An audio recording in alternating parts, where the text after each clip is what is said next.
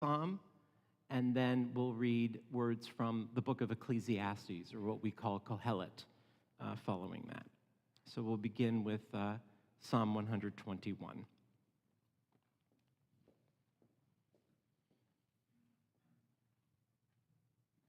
In moments like these, we turn our eyes to the mountains and ask, where will our help come from? Our help comes from Adonai, maker of heaven and earth. Esainai el heharim me'ayin yavo ezri. Esainai el heharim me'ayin yavo ezri. Ezri me'im Adonai oseh shamayim va'aretz. Ezri me'im Adonai oseh shamayim va'aretz.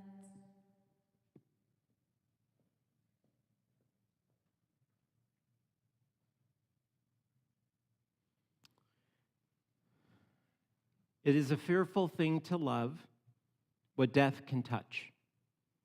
A fearful thing to love, hope, dream, to be, and oh, to lose. A thing for fools this, a holy thing to love. For your life has lived in me, your laugh once lifted me, your word was a gift to me. To remember this brings a painful joy. 'Tis a human thing to love, a holy thing to love what death has touched. 3,000 years ago, the son of King David, who wrote the 121st Psalm, known as King Solomon, wrote Kehilah, the book of Ecclesiastes. And these are some familiar words to us that capture a moment such as this. L'kol zman ve'et l'chol chapetz tachat hashamayim.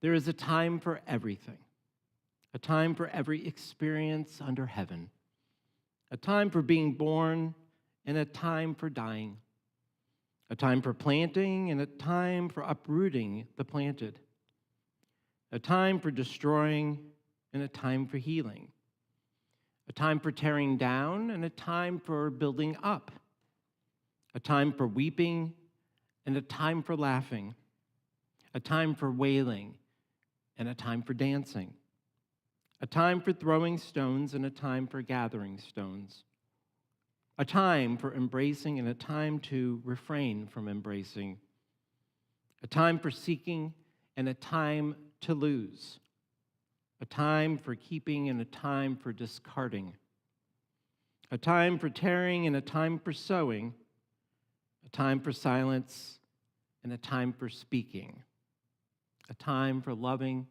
and a time for hating, a time for peace and a time for war. And so we're going to take a moment to focus on a time for speaking and hear the words of many of Sam's loved ones, those close to him. We're going to have in this order, so I don't need to call you in between.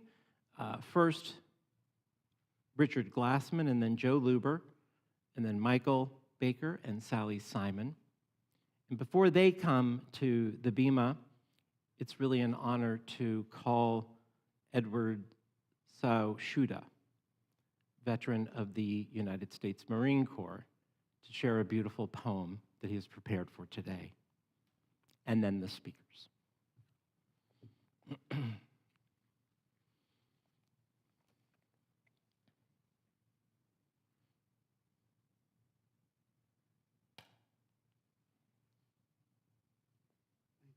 You're welcome.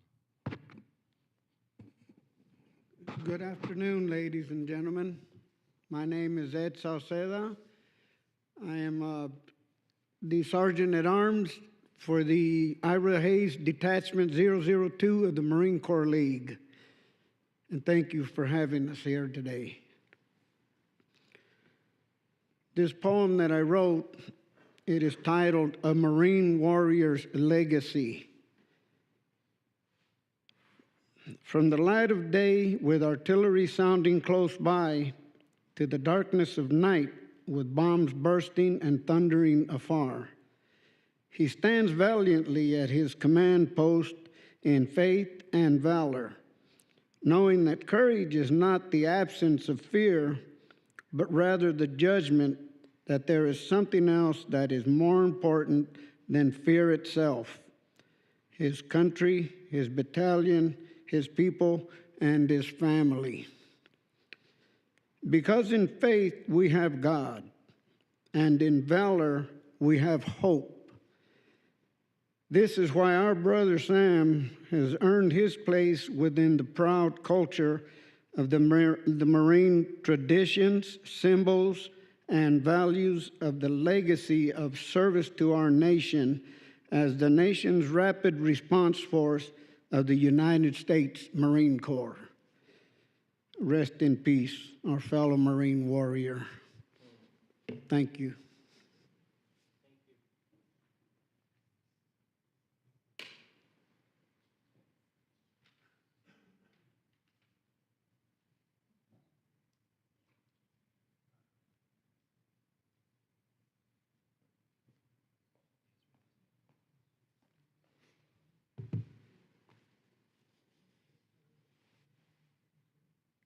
I'm Richard Glassman.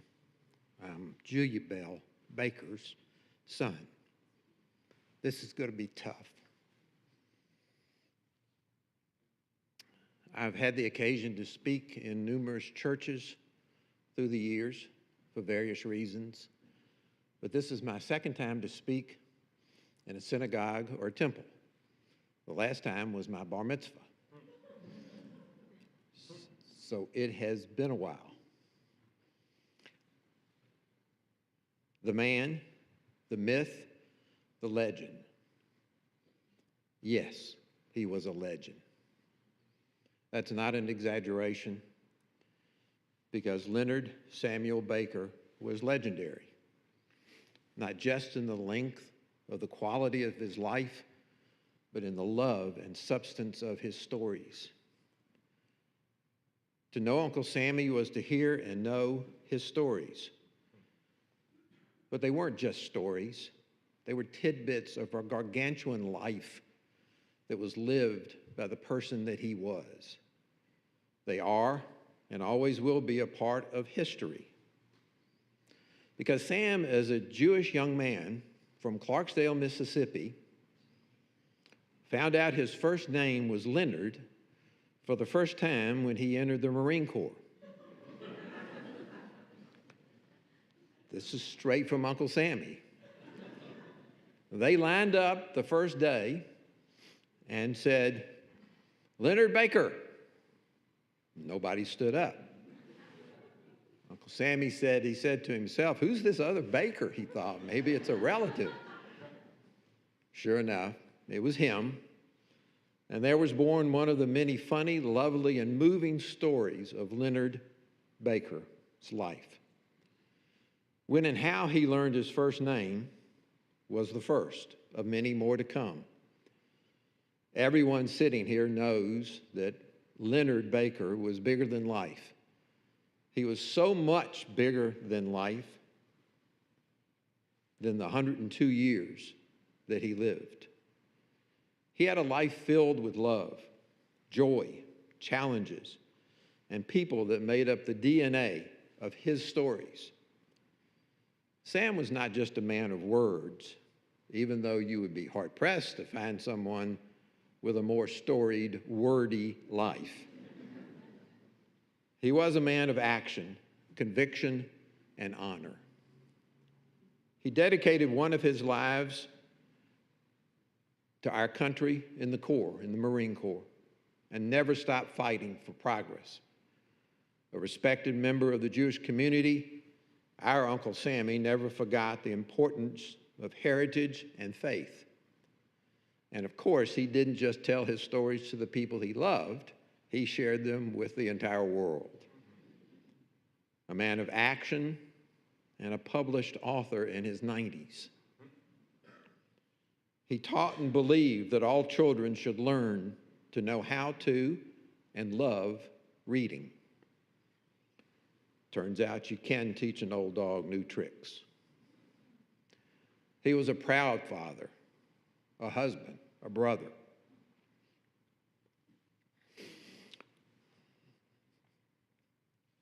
An uncle and a grandfather. Who is a man like Sam without the weight, responsibility, and care of the people he loved and who loved him in return? If you tell the story of Sam's life, I assure you there is no greater love than Aunt Janet. And as she called him, Sambo. Uncle Sammy knew the date, the time, the place, what Aunt Janet ordered for lunch, what she had on, every detail of her outfit the very first time he met her. And it came out the same every way for 80 years. He knew he had met that day the love of his life. For those of you who witnessed and being present in their presence of that love, consider yourself lucky to have been in the presence of such true love. Well, and then from this love came Michael and Sally. They showed up one day and kind of hung around. I personally can tell you that the way Sally and Michael took care of Uncle Sammy is truly a testament to the love in this family. He could not have been cared for better.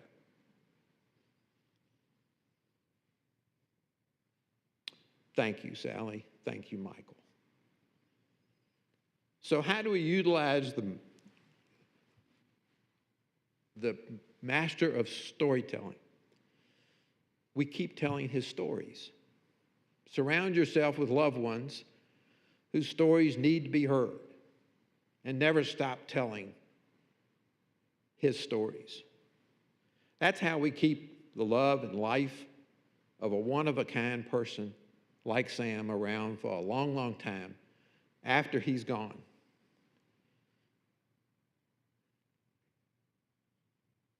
So therefore, I leave you with the hardest part of my words to you today. And that's the words of Uncle Sammy through Herman the Worm. And Zoe, this is not written. My daughter Zoe helped me write this. Uncle Sammy used to tell Herman the Worm to my daughter Lauren when he would visit us as a bedtime story. And that's where Herman the Worm generated from, because he would make it up.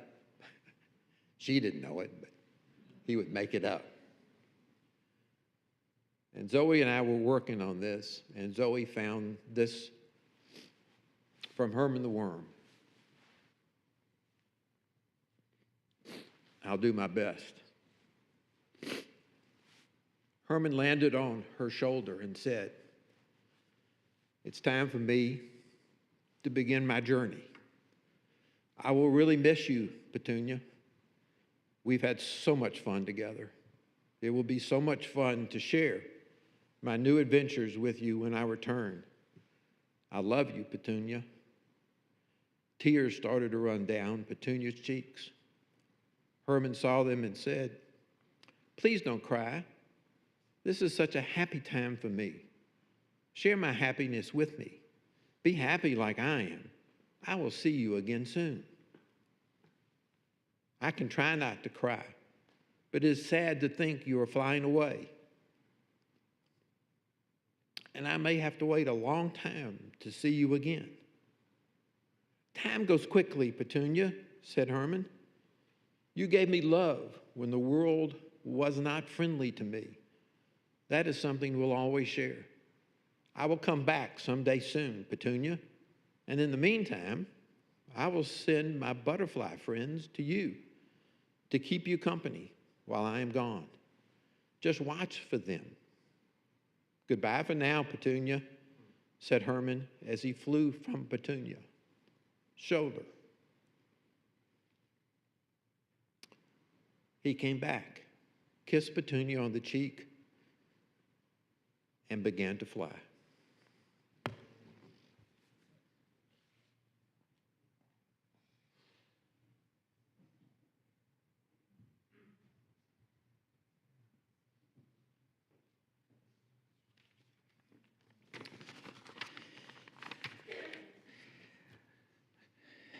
Sharon and I had the honor of meeting Sam approximately 13 years ago, soon after we moved here to Phoenix, Arizona. We were in this very sanctuary, attending Friday evening services. We walked over and introduced ourselves, and that was the beginning of a wonderful friendship. We would see Sam almost every Friday night.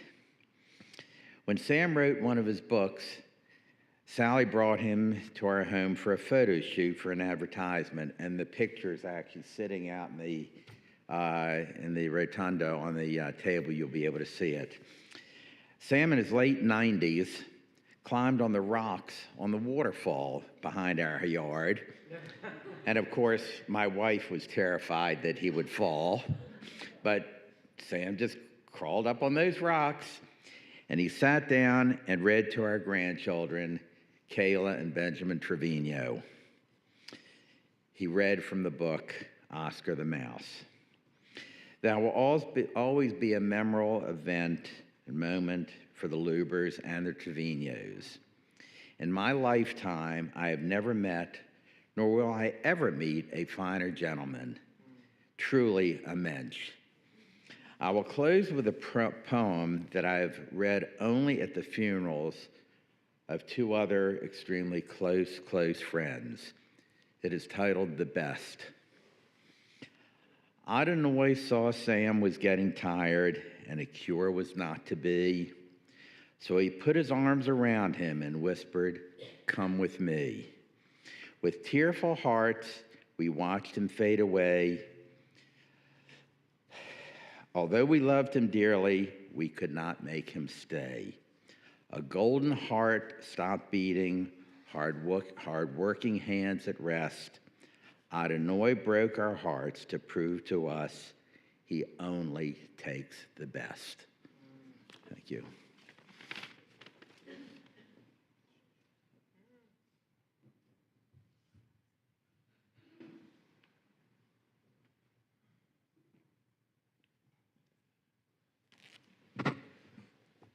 Hello.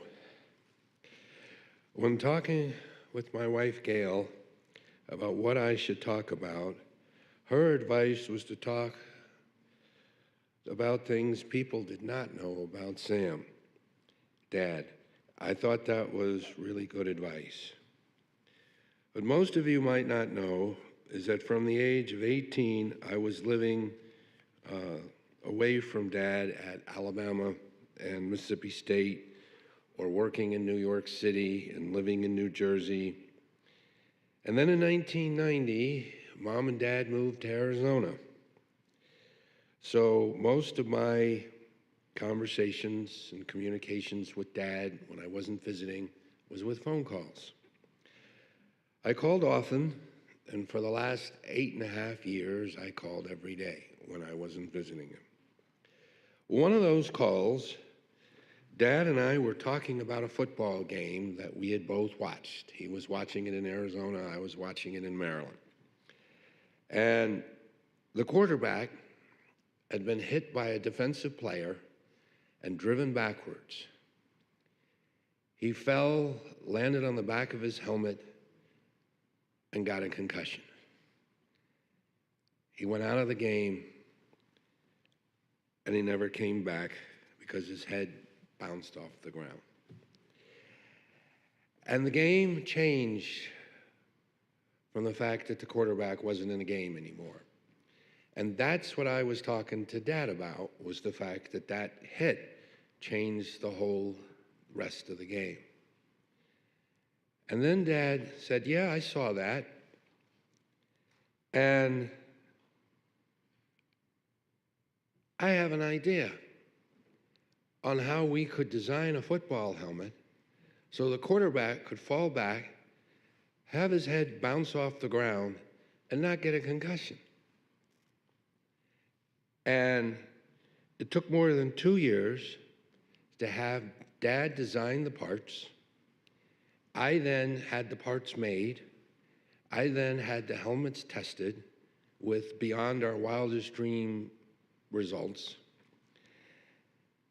before we were ready to apply for a U.S. patent on the helmet. It took another 1.5 years for us to actually finally get the patent.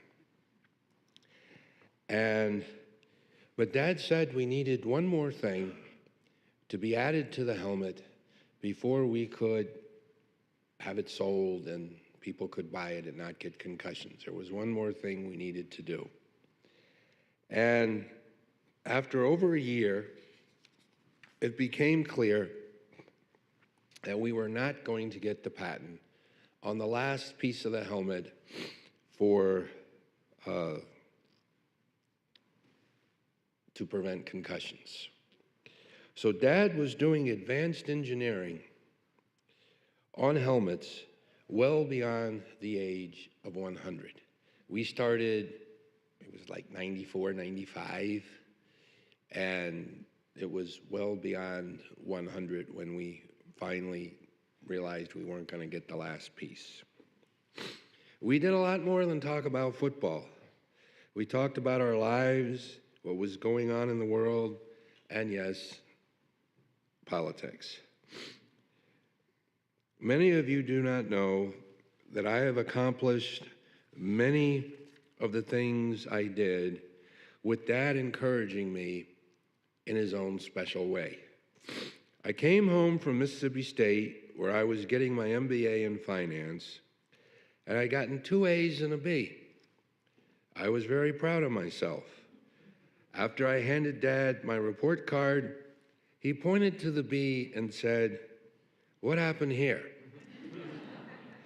So when I returned to Mississippi State after the semester break for Christmas, I was determined to work even harder. When I returned home in May, I had made all A's.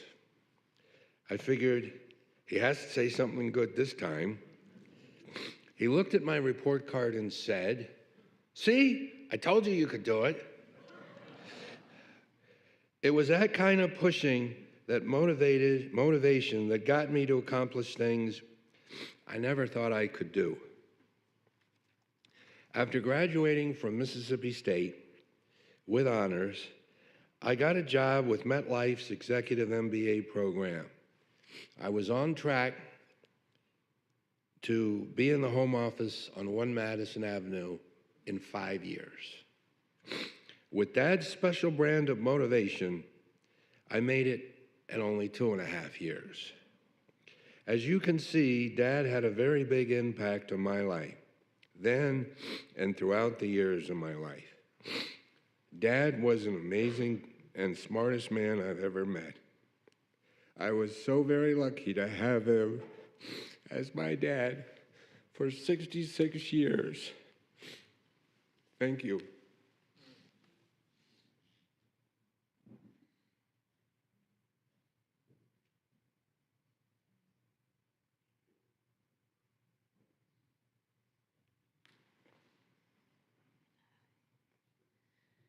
Well, I want to thank everybody for being here today.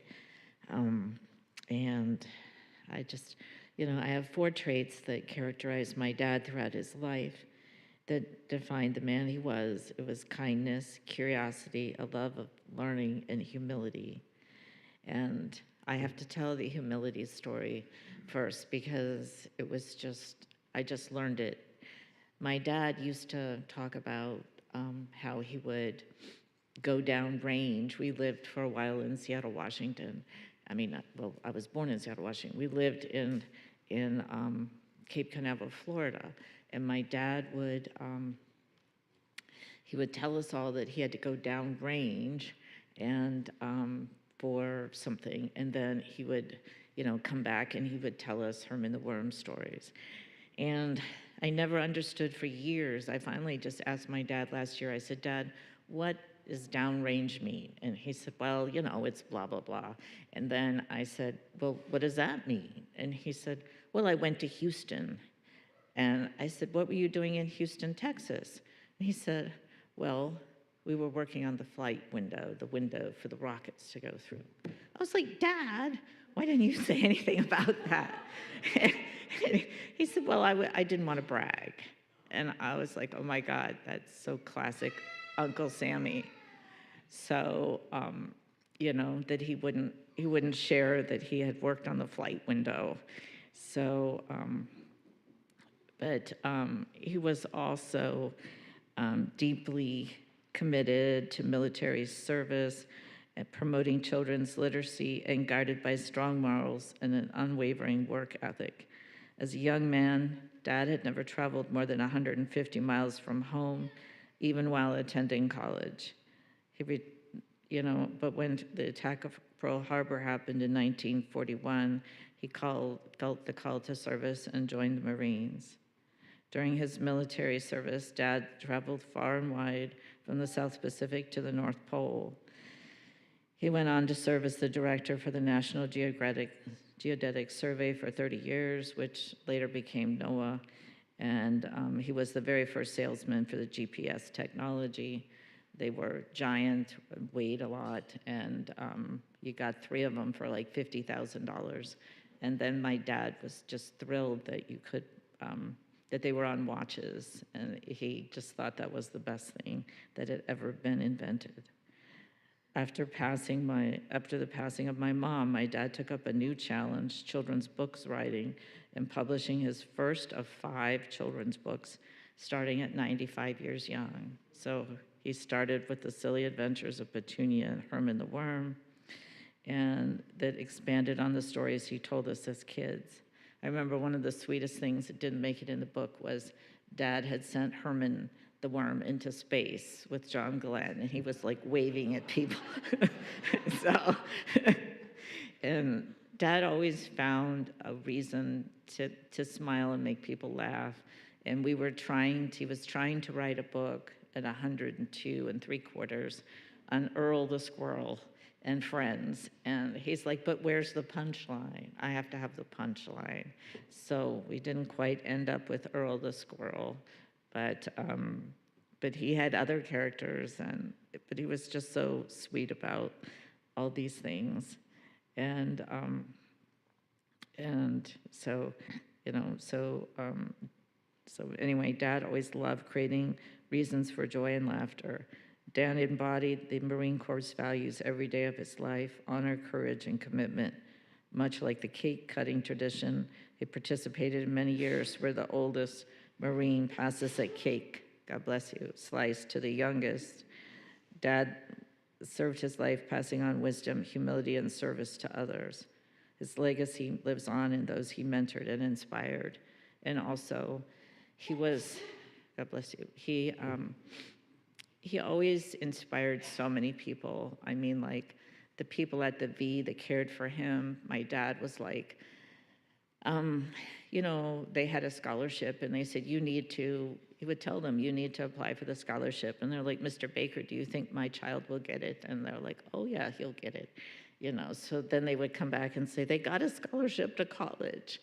And so, it was just so heartwarming when Dad was passing away. All these people, like the whole V Care Center came by and loved on my dad and gave him blessings and told him how much they loved him. And it was just really, he passed away in their arms as they were moving him. He passed to keep him comfortable I never learned more about how you care for the dying than they showed us there. And so they were just moving him so he would still be comfortable, even though he was unconscious. They were so tender, and then he died that way.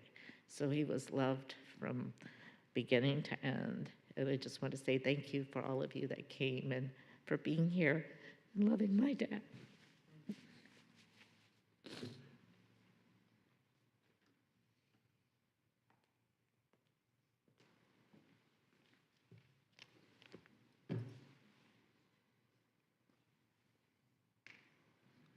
This will probably be better.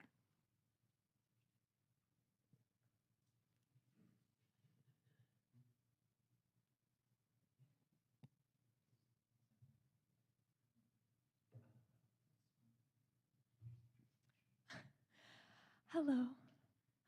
Hi, everybody. Before I share this song, I just wanted to talk a little bit about how wonderful Sam Baker was. He was just he emulated joy and poise and humility and all of the wonderful things. And when I was asked to share this song, I thought back to when I sang this song for him at one of his birthdays a couple of years ago. And his smile was so memorable. And I just remember how he was beaming. And that's who Sam was. He was joy. And he was just such a lovely, lovely human being. So I wanted to share For Good from Wicked, as I think that song accurately depicts how he touched everyone that he knew in such a positive way and changed them for the better, for good.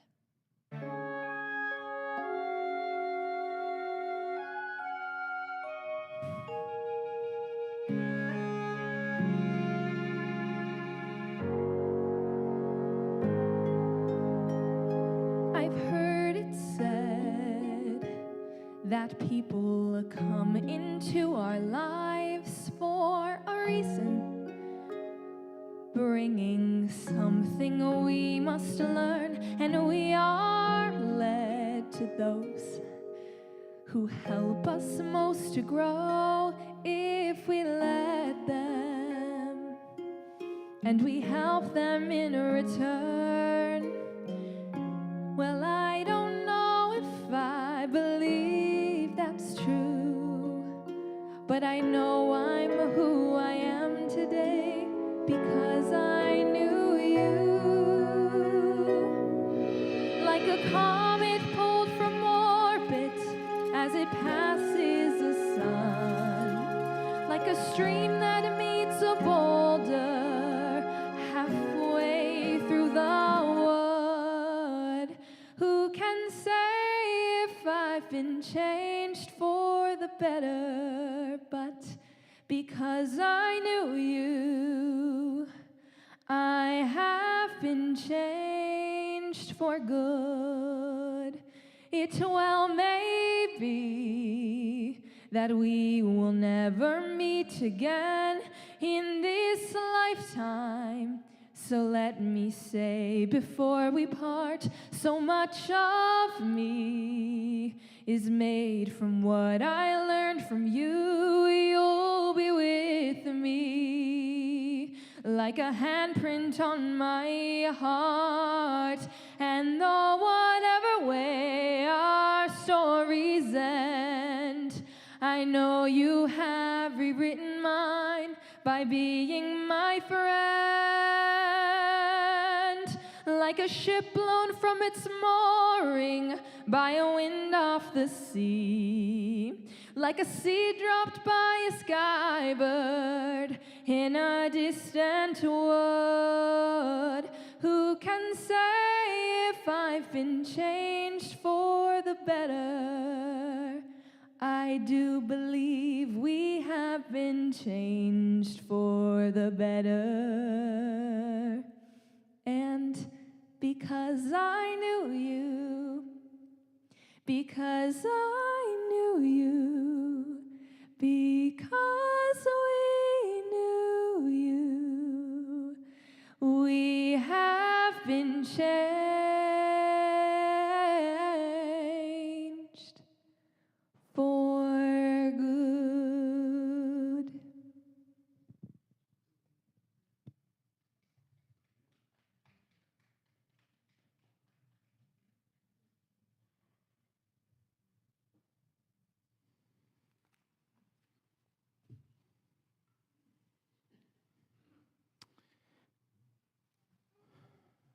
Thank you all. I don't know if it was a good idea to speak after Kehilah sang, but I'll try.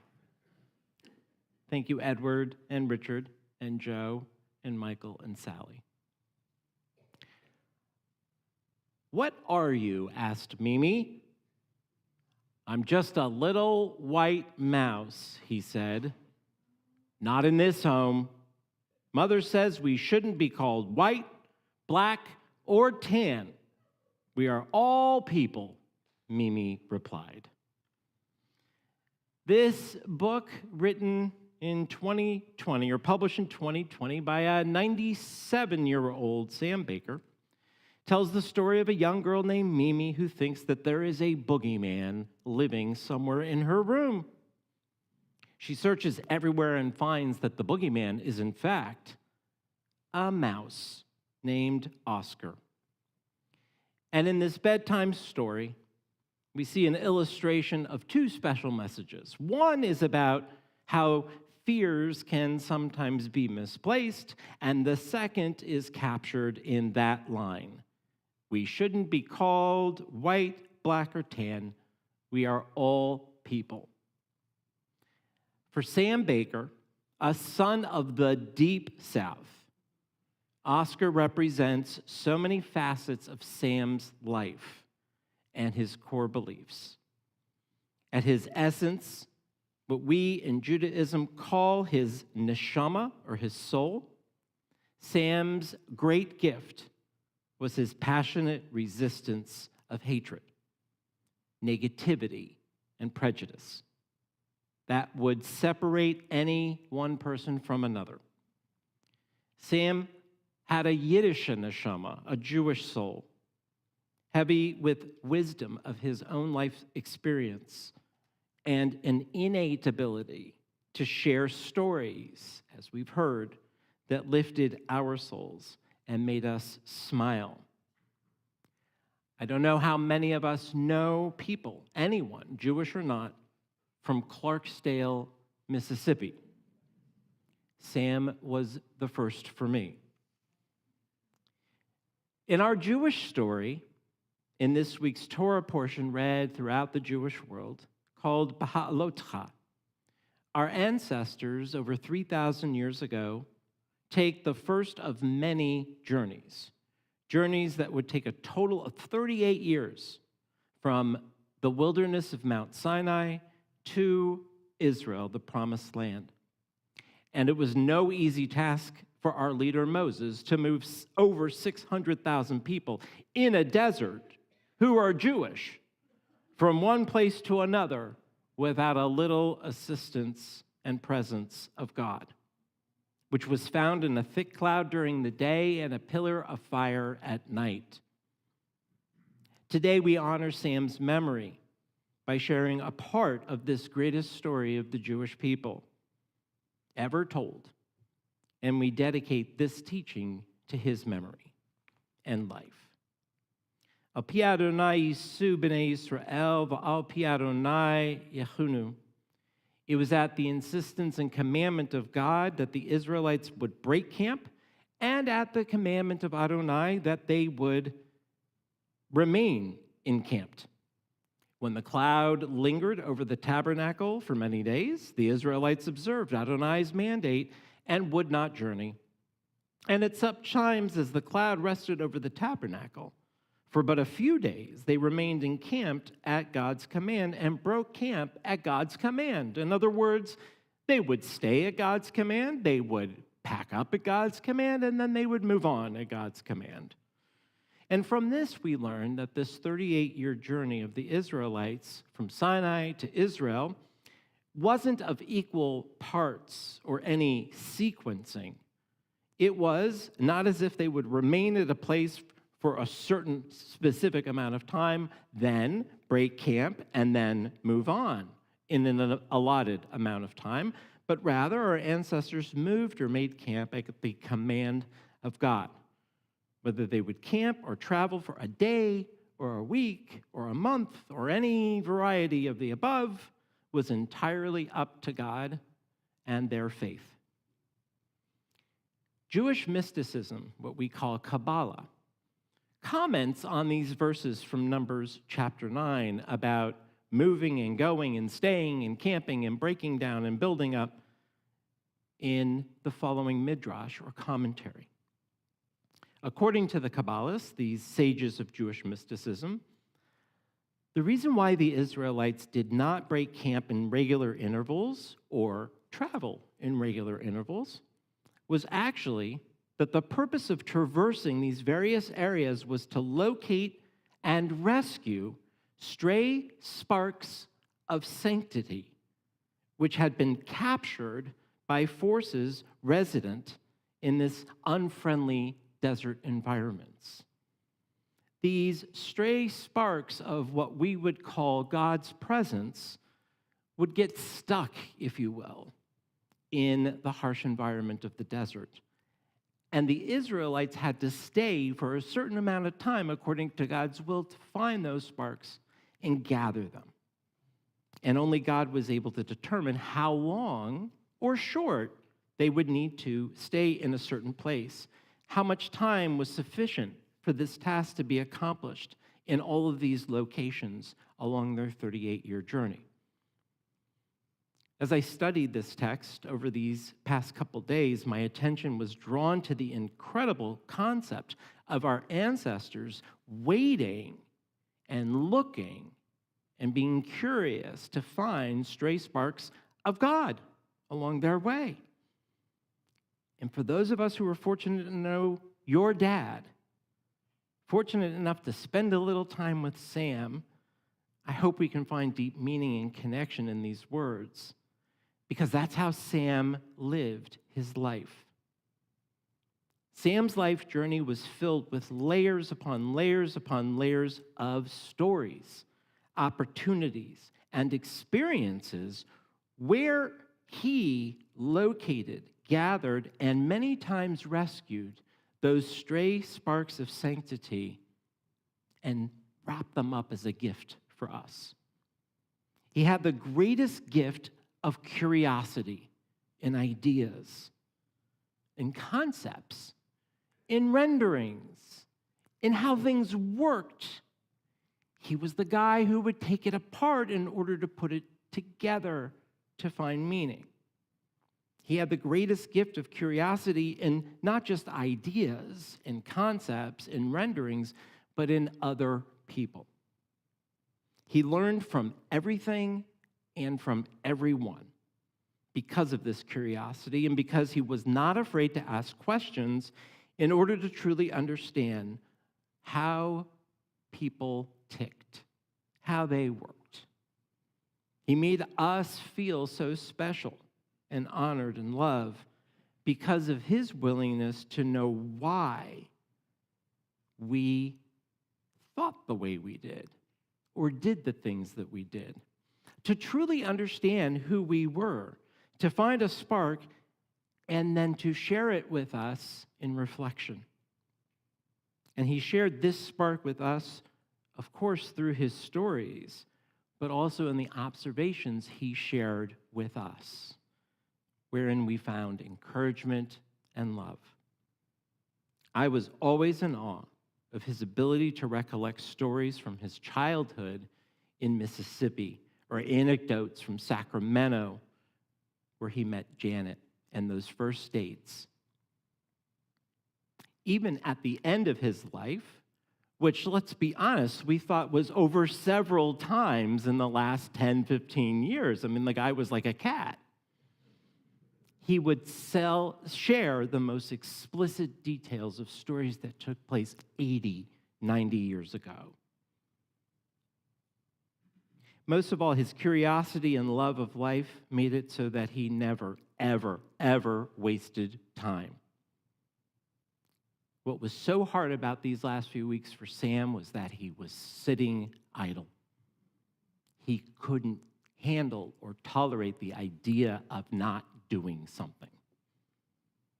And he didn't let a day or a week or a month pass without a new project to take on or a new idea to research or a fresh creative endeavor to pursue. It would be very trite to say that he lived life to its fullest, so in conclusion today, I would only share one more lesson from our sages about what it means truly to live a life of courage and inspiration and knowledge. We learn before we were formed in the womb, our days, second person single. Before you were formed in the womb, your days were numbered and set in place. These are the chapters of the lessons that you came here to learn. The faces of the wisdom this world had to teach you. The gateways to the treasures this lifetime can bestow upon you. A day enters and opens its doors. It tells its story, and then it returns to the heavens like the sparks, never to visit again. Never. For no 2 days of your life will share the same wisdom. Sam Baker was an embodiment of this very mystical and beautiful idea that no 2 days are the same, because every day has its own lesson to be learned, its own wisdom to impart. These words are from Netzach Shekbivura, which is a text that represents interplay between strength and endurance, reminding us that our greatest strength, Givurah, can be a source of endurance, Netzach. Simply put, Sam's life, which was in so many ways heroic, is the secret sauce that gave him length of days. And so our entire congregation, both here and I'm sure many, many people who are watching online, mourn with you today. We stand in awe of your dad's life and the many, many lessons he shared with all of us. We are simply better people because he was in our lives. We share the words, "May God comfort you," among the mourners of Zion and Israel, knowing that it is because of Sam's zechut, his meritorious life, of his menschlichkeit, wisdom, and curiosity, that Sam's soul will indeed be bound up in the bonds of eternal life. Our love and strength are with you today, Sally and David, Michael and Gail, Allison and Mickey. Zecher Tzadik Livracha. May the memory of our most beloved Sam Baker be for a blessing. Amen. In a moment, we're going to conclude the first part of today's service with the recitation of El Malei Rachamim, a prayer where we beseech God to welcome with love and strength the soul of Sam as this transition takes place between this world and the world to come. And then I would ask everyone to go right to your cars and drive to Green Acres Cemetery. Here's the deal.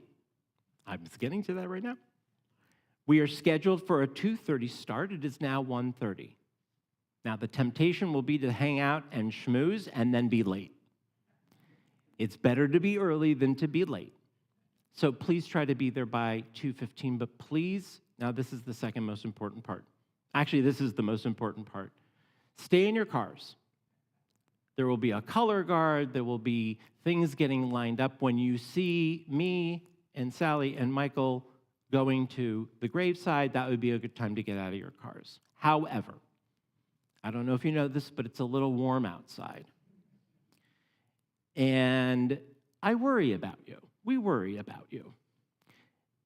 Jewish tradition actually indicates, whether you're Jewish or not, that it's not only unnecessary, but prohibited to put yourself in a position that would be unhealthy for you. It's hot. I don't know how much water you've had today. I don't know if you've eaten. I don't know what kind of medication you're taking. And I don't know what your underlying conditions are. If there is any risk at all to being exposed to the heat that we have outside for even 5 minutes, 10 minutes, please do not come to the cemetery. Please. Because it's prohibited, but because we care about you and we want you to be healthy. You know yourself, you know your bodies. That's all I need to say about that. And then please note that we will, at services tonight at 6:15, tomorrow morning, Shabbat morning at 10:15, be reciting Kaddish for Sam for the next month on Friday nights and Saturdays, reading his name. And then we will hold Shiva here at CBI at 5:30 tomorrow, Saturday, and 5:30 on Monday, also here at CBI. And you're welcome to join us in the air conditioning to say Kaddish for him and reminisce about Sam's life. At this time, I'd like to ask everyone to please take a moment. Rabbi Mason Barkin will be leading us with El Malei Rachamim. I didn't know.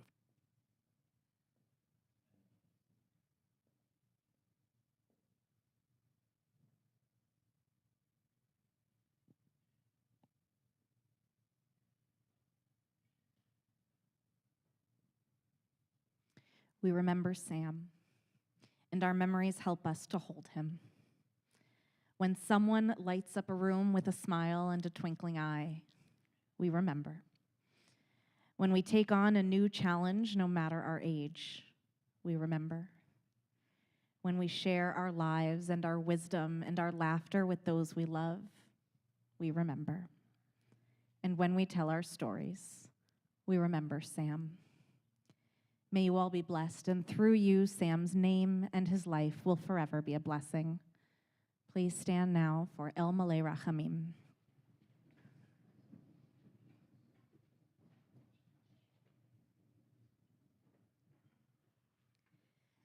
El Malei Rachamim, Shochein Bamromim, Hamtzei Menucha Nechona, Tachat Kanfei HaShechina, Im Kedoshim U'Tahorim, Kezohar Harakia, Mazhirim.